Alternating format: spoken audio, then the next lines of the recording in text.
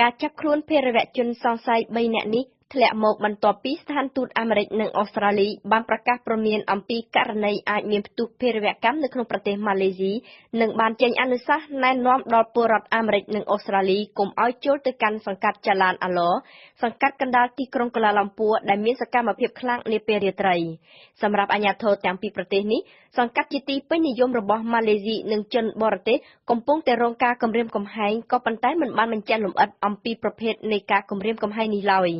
ជនសង្ស័យទាំង3នាក់ដែលចាប់ខ្លួនបាននេះគ្រោងនឹងធ្វើការវាយប្រហារបំផ្លិចបំផ្លាញអ្វីដែលជាផលប្រយោជន៍ជាតិម៉ាឡេស៊ីសំខាន់ជាផលប្រយោជន៍របស់ក្រុមប្រទេសប្រជាបច្ចិមលោកនិងមានទិសដៅបំផ្លាញតំបន់ទីតាំងសាធារណៈ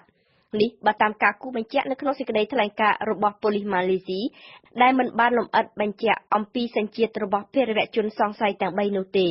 ក៏ប៉ុន្តែនៅក្នុងរបាយការណ៍បានអះអាងថាក្នុងចំណោមជនសង្ស័យបរទេសមានម្នាក់បានធ្វើដំណើរចុះឡើងញយដងទៅប្រទេសយេម៉ែនបើតាមសារព័ត៌មានក្នុងស្រុកមានជនជាតិម៉ាឡេស៊ីម្នាក់ជនជាតិស៊ីរីម្នាក់និងម្នាក់ទៀតជាឥណ្ឌូនេស៊ីកាសែតបានស្រង់សម្ដីអ្នកទទួលខុសត្រូវជាន់ខ្ពស់ប៉ូលីសដែលបានបំភ្លឺថាការចាប់ខ្លួននេះគឺពិតជាមានពាក់ព័ន្ធទៅនឹងការគំរាមកំហែងភេរវកម្មនៅសង្កាត់ចាឡានអាឡមែនប្រតិបត្តិការនេះសម្រេចទៅបានគឺដោយសារតែជនសង្ស័យចាប់ខ្លួនបានកាលពីលើកមុនជាអ្នកផ្ដល់ព័ត៌មានឲ្យម៉ាឡេស៊ីគឺជាប្រទេសអ៊ីស្លាមដ៏ធំមួយតែជាអ៊ីស្លាមមិនមែនជាអ្នកជ្រុលនិយមដូចនៅតំបន់ដើមបូព៌ាទេនិងក៏ពុំធ្លាប់បានរងភេរវកម្មអ៊ីស្លាមជ្រុលនិយមអ្វីដែរនារយៈពេលប្រមាណឆ្នាំចុងក្រោយនេះ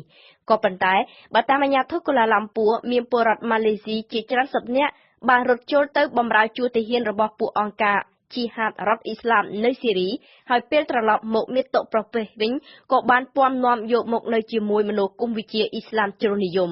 ក្នុងមួយឆ្នាំកន្លងទៅនេះប៉ូលីសម៉ាឡេស៊ីចាប់បានជនសង្ស័យជាសកម្មជនអង្គការរដ្ឋអ៊ីស្លាមនិងជាអ្នកប្រុងប្រៀបរៀបចំភេរវកម្មអស់ជាច្រើនអ្នកក្នុងនោះ10នាក់កាលពីខែមុន